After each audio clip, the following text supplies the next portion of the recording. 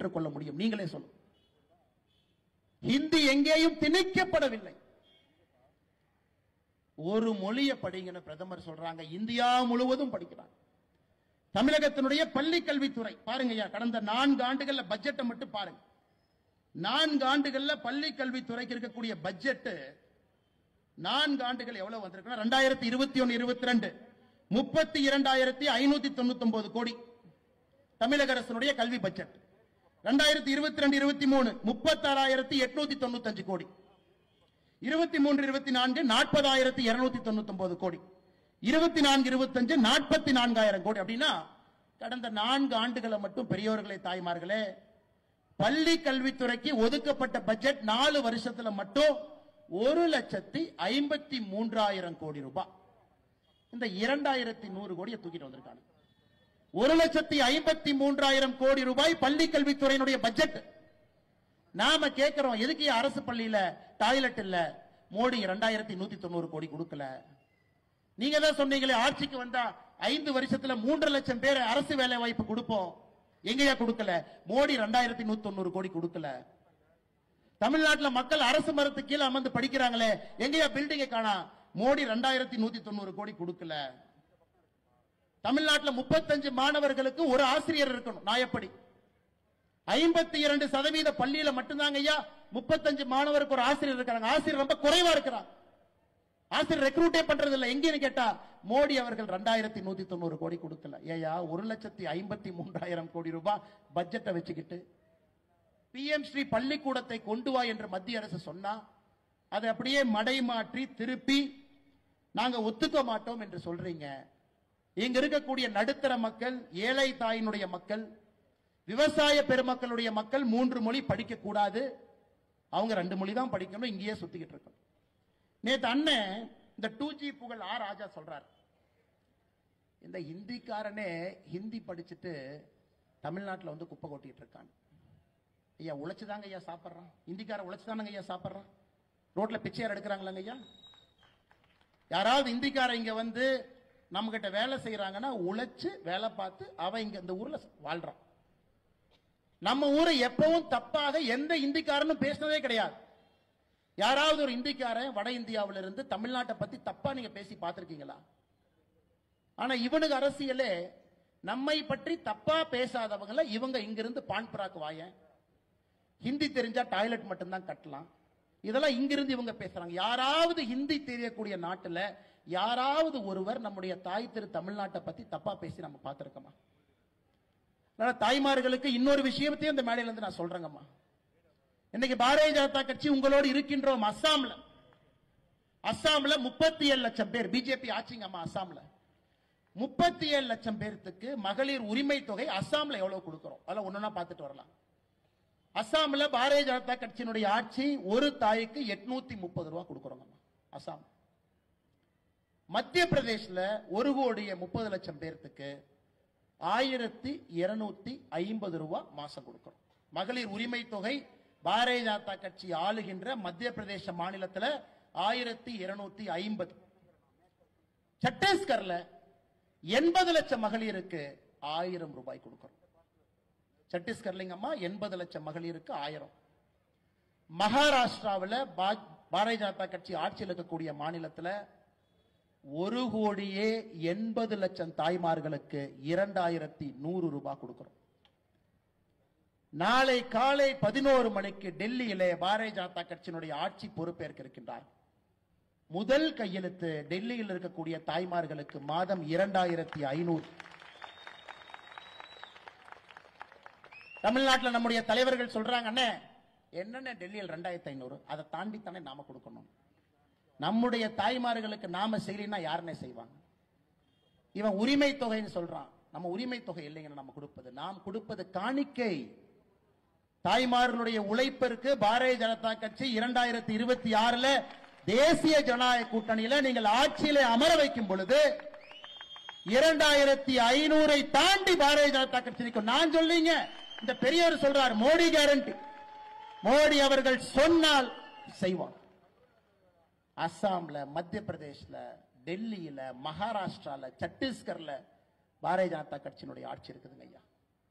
எல்லா இடத்திலும் தாய்மார்களோடு மோடி ஐயா நின்று கொண்டிருக்கின்றார்கள். 2026 தமிழகத்தில் தேர்தல் வரும் பொழுது நம்முடைய தேர்தல் அறிக்கையை தாய்மார்கள் நீங்க பார்க்கத்தான் போறீங்க. இவனுக்கு 1000 ரூபாய் தூக்கிட்டு வருவானு நீங்க பார்க்கத்தான் போறீங்க. காரணம், உழைக்கும் வர்க்கத்தை முன்னேற்ற வேண்டும் என்று பாரதிய ஜனதா கட்சி நினைக்கிறோம். நீங்க கிடைக்கல அண்ணே 2500 ரூபாய் கொடுத்தா எவ்வளவுனே ஆகும்? நான் கணக்கு சொல்றேங்கம்மா. அண்ணே 1000 ரூபாய் கொடுக்காமே உனக்கு பணம் இல்லைங்கிறானுங்க, தட்டு தடுமாறுறானுங்க. உங்க பாட்டுக்கு நீங்க மைக் எடுத்து 2500 தாண்டி கொடுப்போம் சொல்றீங்களேன்னா, அப்ப மத்த பணம் எல்லாம் சரியா வருமா? ஸ்கூலுக்கு பணம் கொடுக்கணும், ரோடு போடுறதுக்கு பணம் கொடுக்கணும், ஹாஸ்பிட்டல் நடத்துறதுக்கு பணம் கொடுக்கணும், வளர்ச்சி குறையாம இருக்கணும். எப்படிங்கன்னா கொடுப்பீங்க? அம்மா 3 லட்சம் கோடி ரூபாய் பட்ஜெட் போடுறாங்க. தமிழக அரசினுடைய வருடாந்திர பட்ஜெட் 3 லட்சம் கோடி.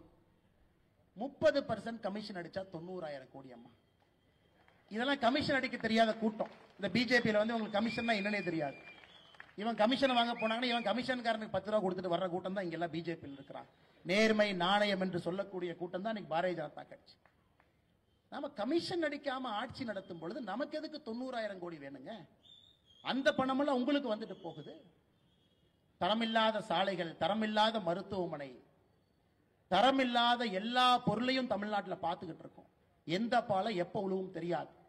அதனால் நாங்கள் தெல்ல தெளிவாக இருக்கின்றோம். எங்களால் இங்க இருக்கக்கூடிய தாய்மார்களுக்கு காணிக்கையாக உங்களோடு நாங்கள் நிற்போம், உங்களை உயர்த்துவோம். காரணம், உங்களிடம் சேமிப்பு இருந்துச்சுன்னா, ஒரு தாய்மார் கையில சேமிப்பு இருந்ததுன்னா அது நாட்டிற்கு நீங்க திரும்ப அந்த பணத்தை கொடுக்க போறீங்க. நீங்க எந்த பொருளை வாங்கினாலும் திரும்ப அந்த பொருள் உங்க கைக்கு வரும் பொழுது அந்த பணம் இந்த நாட்டுக்கு வருது. தாய்மார் எப்பொழுதும் சரியா யோசிச்சு தான் செலவு பண்ணுவாங்கிற நம்பிக்கை பாரத பிரதமர் நரேந்திர மோடி ஐயா கையில் இருக்குதுங்க ஐயா. அதனாலதான் 830 அசாம்ல, சத்தீஸ்கர்ல 1000, மத்திய பிரதேஷ்ல 1250, மகாராஷ்டிராவில் 2100, டெல்லியிலே நாளையிலிருந்து 2500 நம்மால் கொடுக்க முடியும். வளர்ச்சியை இவங்களால கொடுக்க முடியாது. காரணம், 90,000 கோடி கொள்ளை அடிக்கணும், பணமும் கொடுக்கணும், ரோடும் போடணும், ஹாஸ்பிட்டலும் கட்டினா எப்படிங்க ஐயா பட்ஜெட் பத்து? அன்பு சொந்தங்களே, இங்க இருக்கக்கூடிய அன்பு தாய்மார்களே, நாங்கள் உங்களோடு நிற்போம். திமுக காரன் பிஜேபி என்ன எக்ஸ்ட்ரா கொண்டு வருதுன்னு பாருங்க. எல்லா நிதியோடு எல்லா திட்டத்தோடு உங்களுக்கு நேர்மை என்கின்ற வார்த்தையை உங்க வீட்டுக்கு நாங்கள் கொண்டு வரோம். நியாயம் என்கின்ற வார்த்தையை உங்க வீட்டுக்கு கொண்டு வரோம். இவங்க மாதிரி இல்லைங்க. ஒரு நாள் பேப்பரை திறந்து படிச்சீங்கன்னா தாய்மார்கள் மீது நடந்த பாலியல் வன்கொடுமை இன்னைக்கு நடக்கிறது நேத்தை விட கொடூரமா இருக்கு, நாளைக்கு நடக்க போறது இன்னைக்கு விட கொடூரமா இருக்கு. அதையெல்லாம் ஒழிக்க வேண்டும் என்றால் கட்டுக்கோப்பான காவல்துறைக்கு மறுபடியும் அதிகாரத்தை கொடுத்து வீதியில் அவங்களை இறக்கி விடணும். அதே காவல்துறை நல்ல காவல்துறைங்க. திமுக வந்த பிறகு கையை கட்டி போட்டிருக்கின்றார். அந்த காவல்துறைக்கு அதிகாரத்தை திரும்ப கொடுக்கும் பொழுது ஒரு தாய்மாருக்கும் சகோதரிக்கும் ஒரு பிஞ்சு குழந்தைங்க ஐயா. நான் தாய்மார் சகோதரியை தாண்டி பிஞ்சு குழந்தைக்கு தமிழகத்திலே பாதுகாப்பு இல்லைன்னு நான் வந்துட்டேங்க ஐயா.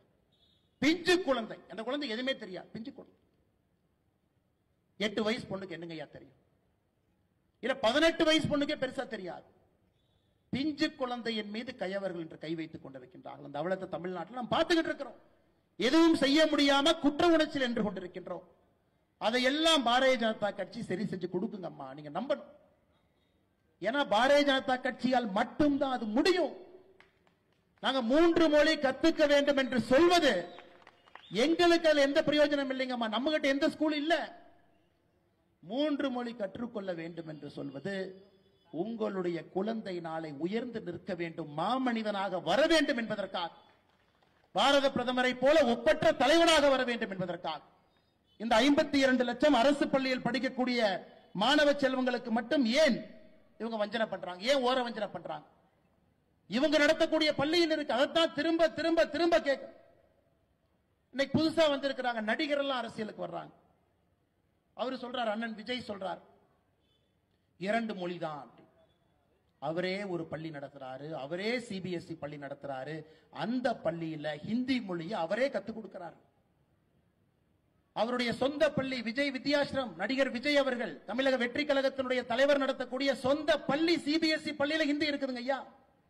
என்ன நியாயத்தை பேசுறாங்க? உங்களை என்ன உண்மையை பேசுறாங்க? இவ்வளவு வாய்களையே பேசக்கூடிய அரசியல் தலைவர்கள் எல்லா குழந்தையும் இன்டர்நேஷனல் ஸ்கூல், ஐபில, பிரெஞ்சு, வேறு வேறு மொழியில படிக்கிறாங்க. எப்படி ஏற்றுக்கொள்ள முடியும்? அதனால் பாரதிய ஜனதா கட்சி உங்களோடு இருப்போம். உங்களுக்கு இது நல்லது என்பதை உங்களுக்கு எடுத்து சொல்லிக் கொண்டிருக்கின்றோம். உங்களுக்கும் அது தெரியும். ஹிந்தியை இந்த மனுஷனே திணிக்கல, இந்த மனுஷனை ஹிந்தியில தமிழ்நாட்டில் பேசல, இந்த மனுஷன் எதுக்கு நம்மளை ஹிந்தியில பேச சொல்ல போறார்? ஆங்கிலம் படிங்க, தமிழ் படிங்க, இன்னொரு மொழியை படிங்கன்னு சொல்றார். அதனால் நிச்சயமாக வருகின்ற காலத்துல நீங்கள் பாரதிய ஜனதா கட்சியின் பக்கம் நிற்பீங்க என்கின்ற முழு நம்பிக்கை எனக்கு இருக்குதுங்க. ஏன்னா 2026 மாற்றம் இல்லை என்றால் என்னை பொறுத்தவரை